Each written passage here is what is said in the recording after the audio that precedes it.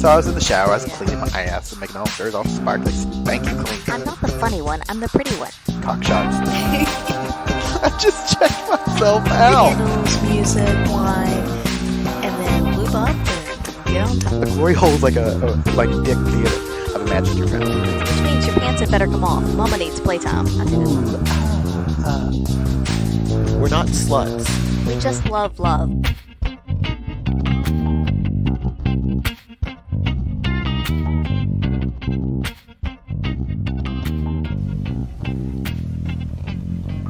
Hello, podcast listeners. This is Mrs. Atom. And this is Mr. Adam. Welcome back to another episode of By the By. Woo! We are finally home from our holidays and trying to settle back into normal life. Boo. And wear clothes again. Boo. So as many of you know, we spent 2 weeks at Desire Resorts in Cancun, Mexico. Yay. And so for those who don't know, Desire is a clothing-optional, swinger-friendly resort. There are two of them. There's Riviera Maya and there's Pearl. So we were there. We took a trip to Riviera Maya the first week with the Life on the Swing set takeover. And then to Desire Pearl for the We Got a Thing and Swinging Down Under group partial takeover meeting, whatever, something. I don't know. What do you call it? I don't know. I was just watching. You were doing fantastic, man. You've been talking for the last minute. People were like, "What? Where's Bradford?" Usually we can't shut him up, and clearly Angela has bound and gagged him. It's kind of awesome.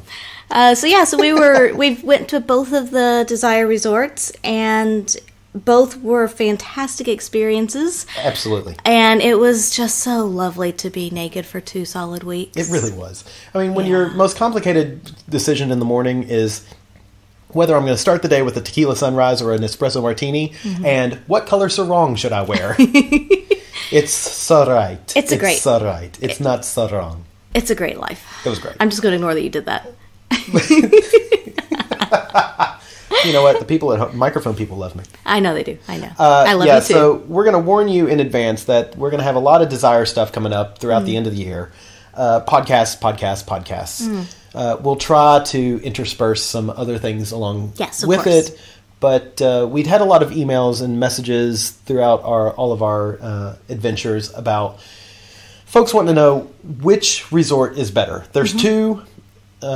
So which did we prefer and whatnot? So what we thought we would do this week is sort of sit down and look at the resorts from the resort, not from the experiences that we had with the people there, but just looking at it from a physical resort kind of aspect and make that, like, what did we like about each one and what didn't we like about each one?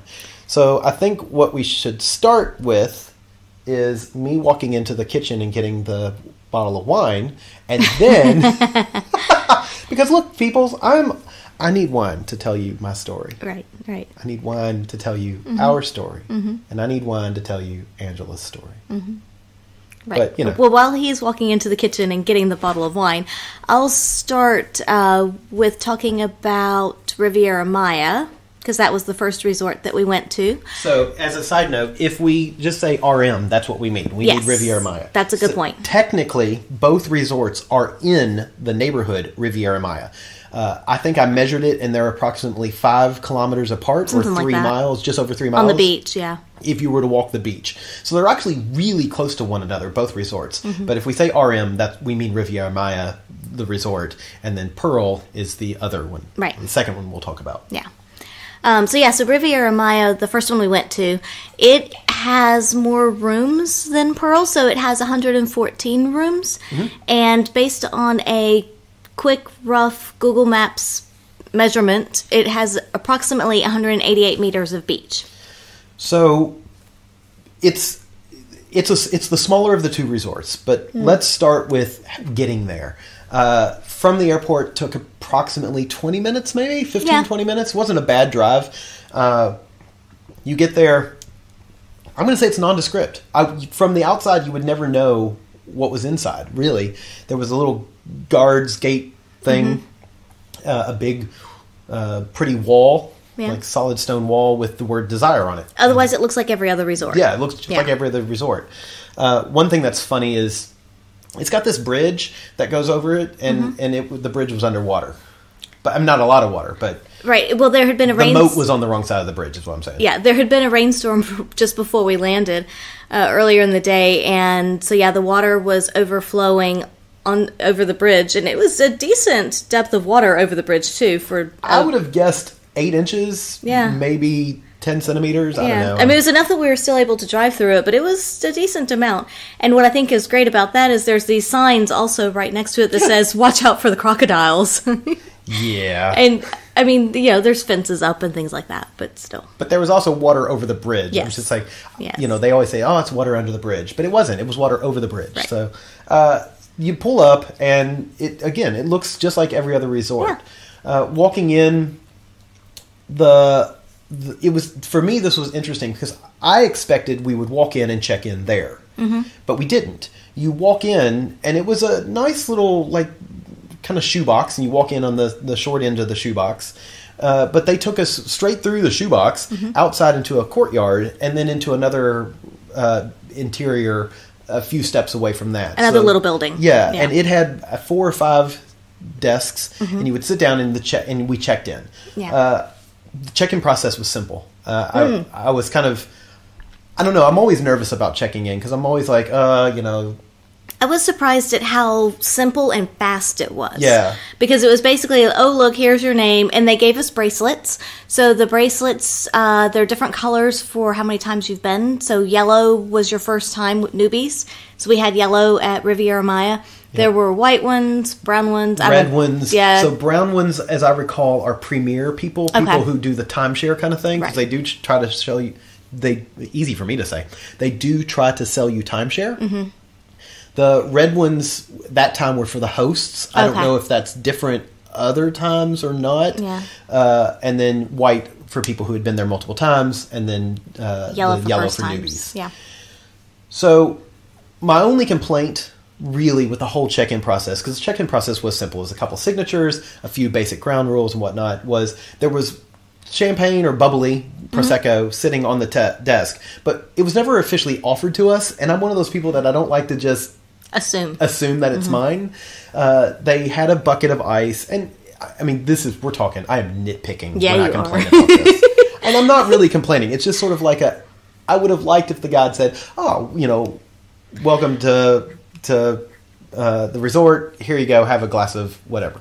So at one point during the check-in discussions, one of the ladies that also works there had walked up and made a comment. It might have been when she was putting our bracelets on, but she said, as you're drinking your champagne. Yes. So she did say that. Yeah. And I think it was inferred that that's yours, but also coming straight from the airport and being on the plane, I was still a little dehydrated, so I actually didn't drink my champagne because I wanted to down some water before I really got into alcohol. Yeah, I downed my champagne. I think I started drinking yours as well. Yeah, because I know for me, it's, one drink leads to 4, kind of whatever. So I was like, I need water before I start on this. Yeah, you've got the problem where drinks are like penises. 1 leads to 4. It happens. It does. No, but yeah. So yeah. They checked us in, and then somebody had taken our luggage. Yeah. It got delivered to the room. Basically, as soon as we pulled up in the van, our luggage went to one side. They asked our name. I guess they figured out what room we were in, and it was just whisked away. So we didn't have to deal with luggage at all, which was really nice because we had a shit ton of luggage. We had a shit ton of luggage, but then also that way we can just kind of walk in, do the check-in thing, and get going immediately. Agreed. And that was really lovely. Yeah. So no one walked us to the room, did they? No. So they told us where it was. They told us exactly where the room was. And we had a map. Yeah, we had a map. So we walked through the room. So we get to our room. I guess we'll talk about the room first, and then let's talk about the whole layout of the resort. So we got to our room. We were just about as far as you could get from the entrance. We were at the front, left, I guess. We were oceanfront. Yeah, oceanfront, front left corner. So if you'd gone any farther, you were off the resort for us. Yeah. But there was a fence, so you wouldn't have done that. But the point is, we were at an extreme, which I like. Because it was quiet. Yeah. We were right on the ocean. But it actually didn't feel that far, though. No, gosh, no, not at all. I'm trying to think about, maybe it was from the entrance to our room was maybe a 2-minute walk. Yeah. Maybe. It wasn't bad. It wasn't far at all, and it was. And this I should know. I guess walking from one side of the resort to the other side at most is going to take you 7. With nobody there, at most we'll get to that. Yeah. At most would have taken you 7 minutes. Yeah. The room though was really nice. It was very modern. I don't know when the resort was built and all that, but it's clearly, I would say, been updated. Very modern rooms. The showers were lovely. The bathrooms were nice. Everything just felt very clean, very modern. Well appointed. I would have called it average hotel size. It's not. So the room that we had wasn't huge. It was an ocean view. It was an standard ocean view. Yeah. Not huge. It was one of the smaller rooms. Yeah. But still had a mini fridge that was fully stocked with beers and drinks and waters and whatnot. And we had a little 2-top table, so you had a little table if you wanted to sit down, you could. Yep. There were also outside, even though we were oceanfronts and there were lots of other areas, there were some little tables and chairs kind of scattered amongst in front of the rooms, so you could sit outside if you wanted to as well. And like you said, the shower was, the bathroom was nice. I mean, it was, again, small, but not like cramped. The shower was big enough that the two of us could fit in it. It was bigger than our shower at home. Exactly. I did like the shower, and it was one of those. It was a shower stall that was a good sized shower stall, and the shower had good pressure. Though, I mean, this is for me. This is important shit. I'm all about consistent water temperature and good pressure. Yeah. And for me, it was. I really liked our room there. Yeah. The closet space had enough closet space. Yeah. Things that it did have was an iron. It did have a safe. Had a fridge, mini fridge, a coffee maker. It had hangers in the closet, so you didn't necessarily have to bring your own. Makeup mirror, a lighted makeup mirror, and then all of the accoutrement, conditioner, hair shampoo, yada yada yada. Can we get one of those rooms here? Because that's a lot more than what we have here. Yeah, right. Look, you have an apartment, so it was a well-appointed room. Yeah, it was. The television, I mean, if you were to turn your TV on, I think there were 3 or 4 stations that were porn. It was all very, very heterosexual porn. The typical, that kind of porn. Don't get me wrong, I still watch some of it, but, it's not great porn. So we got there, we went to the room. Yeah. And basically, I immediately got naked. I had sarongs in our carry-on luggage because I wasn't sure what would happen with our other luggage. Well, we didn't know how long because we've gone on cruises before where it might take you anywhere from 2 to 5 hours to get your luggage. Right, and so I had sarongs for us in my carry-on luggage. So I immediately got naked, put a sarong around me, around my waist anyway, and you did not get naked right away. I think I was down to underwear, but I did not. I had my underwear on. Yeah, but I was just so excited, and it was warm and sunny, and I was like, I am ready to be naked. Yeah.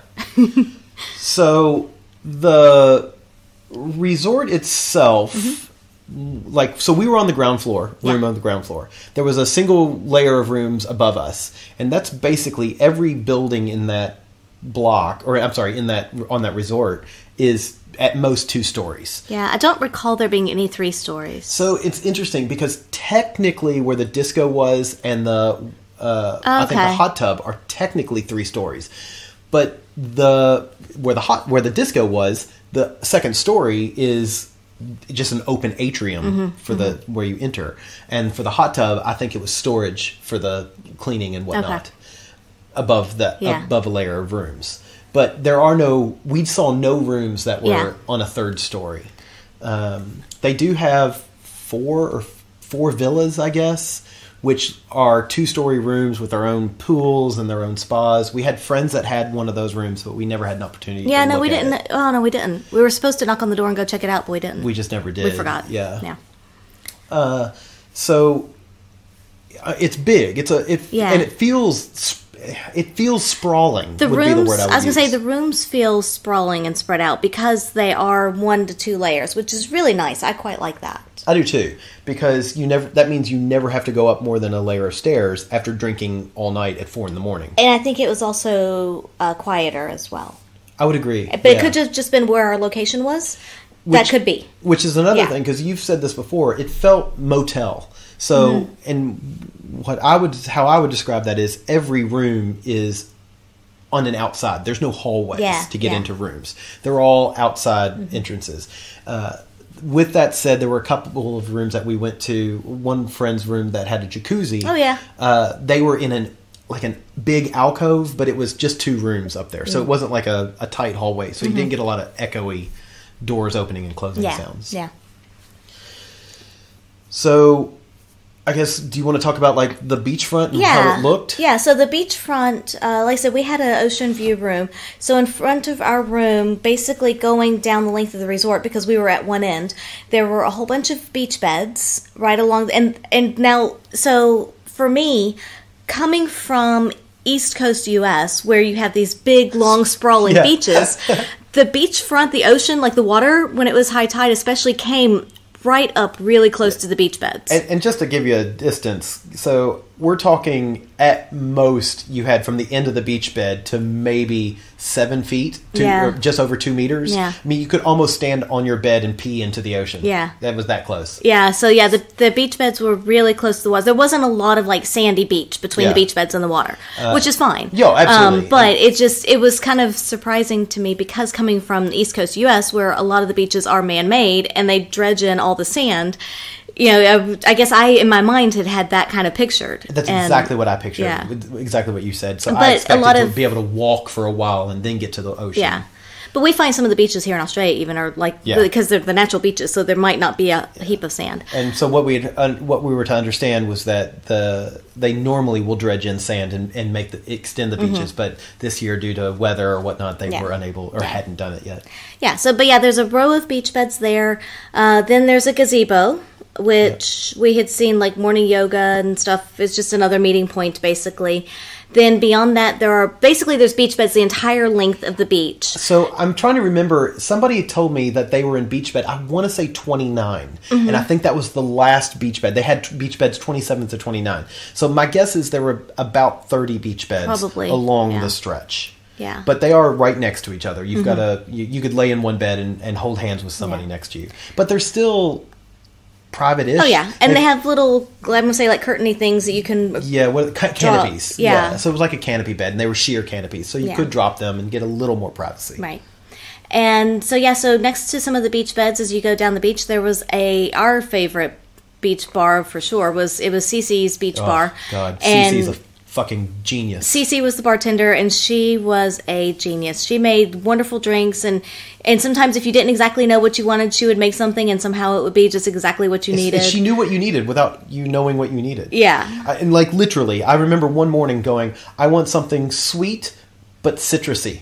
And she made this frozen drink that was exactly what I wanted. Yeah. And it was, yes. So if you get a chance to go to Desire Riviera Maya, go to Cece's Bar. She was a white witch. Yeah. A wonderful, wonderful white witch. I loved her. Yeah, she was great. And we liked Cece's Bar as well because it was on the quieter end of the resort. And so it was kind of a nice mid-morning, kind of start your day, get things going.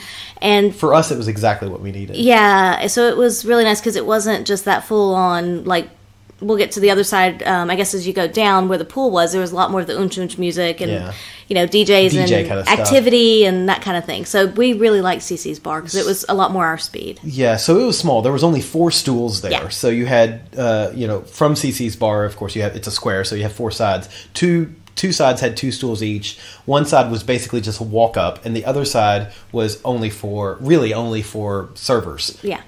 Because they have people who serve the beach beds, and so they'll come by and see what kind of drinks you want. Mm-hmm. I guess we should have noted, for anybody who was curious, this is an all-inclusive resort, so you're not paying any extra for alcohol. Right. And I gotta give them credit. They were very generous with the pours. Yeah. It wasn't like they were being skimpy. You would get, when you ordered a rum and Coke, it was 75 to 80% rum and then a splash of Coke, just enough to make it brown. Yeah. But yeah, so we really liked, Cece's Bar was great. It was... like you said, it was exactly what we needed in the morning. Yeah, and then going inward from that, so away from the beach, we get to that courtyard area where we had first entered. And so there was the lobby bar, which was a really good, it was a huge bar right there at one side of the courtyard. Yeah. Then there was the lobby on another side where we had the building we had walked through.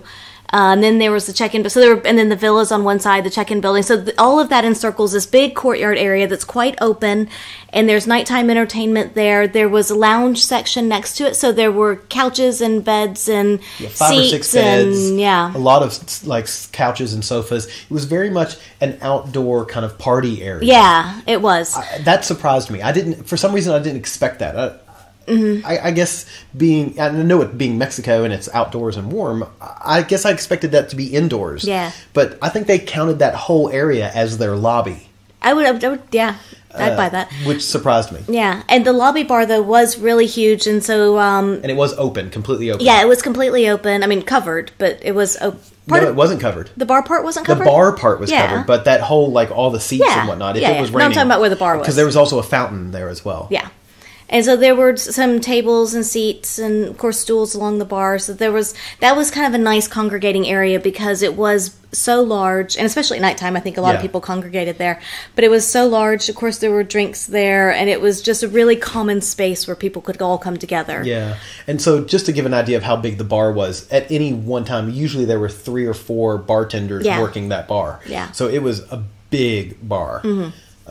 And at one end of it, there was like some cooking stuff, pizza oven and a griddle. Yeah, so late night, I don't know exactly what time it started. My guess is probably midnight-ish. We didn't make it down till usually 2 or 3, but they would have food at that end of the lobby bar. So they would have pizzas that you could get made, they would have BLTs, and they would have tacos. So, when you're up late and you're drinking and you want to keep going, but you need food before you go to bed. Then second dinner. Yeah, it was our second dinner is basically what it was. We were hobbits. Yeah. Yeah. Hobbitses. But it was nice to have that option of being able to get pizza, BLT, or tacos. Yeah, that was good. So, yeah. But that was only late night. You couldn't get that during the day. Right. So, there's also off of that little outdoor lobby area, that courtyard, there was the big fountain, and then there was a little gift shop, which we actually never entered the gift shop. Nope. Not at that location. I sort of wish we had. Yeah. But, I mean, we didn't. There was nothing we really thought we needed. Mm-mm. So we never went in there. Farther out there, so if at the other end of the resort was the pool. Again, a giant pool. I wish I had at least paced it off, but around the pool was at least 50 beds. Oh gosh, there's a lot of pool beds. Or, I'm sorry, not 50. 50 deck chairs. Yeah. And then probably 30, 20 to 30. Said 20 to 30 pool beds. Pool beds. Bunches of pool beds. Yeah. Which was nice. Admittedly, we never used those because it was a bit loud. And the pool there were always, or at least it felt like during the day, there were a lot of activities going on there, and there was a DJ, there was music going, so it was very much the party end, I would say, of the daytime part of the resort. And there was a beach volleyball net outside of the pool area. Of course, more beach beds along there. There was a pool bar that was kind of sunken down pool level, which was nice because you could swim up to it. And they have actually seats in there, which is both an awesome thing and a terrifying thing because that means that people just sit there and stay there all day. And where does the pee go? Anyway. So down at the pool end, there was, as far as restaurants go, should we talk about restaurants now? Yeah, we can talk about restaurants now. Okay. Yeah. So at the pool end, there was a buffet restaurant. I don't remember the name of it, but it was a buffet restaurant. Don't remember the name of it. We ate there only once. Yeah, because it was basically all day long. They would have food and all kinds of different stuff. And then during the day as well, around lunchtime, there was always something outside the pool. Yes. One thing to note is that they had some rules on the food. Yeah. So in order to go into a food location, ladies had to be at least covered. Mm-hmm. They didn't have to have underwear or anything on, but you had to, like you would wear your sarong. I could wear my sarong, and you would tie it around your neck so it looked like a dress. Mm-hmm. But men had to have shorts on at least, I think, for the buffet, a shirt, and maybe the shirt for the buffet. I don't know that for sure. I'm not sure. But they would have food outside, and anybody could walk up. Yeah. You could be butt-ass naked, and they would serve you there. Yeah, and they would do things... I like that. That's a good option, because if you don't want to have to... Because, I know I wasn't allowed to go in with wearing only a towel. Right. So that's why I think you had to have a shirt on. Yeah.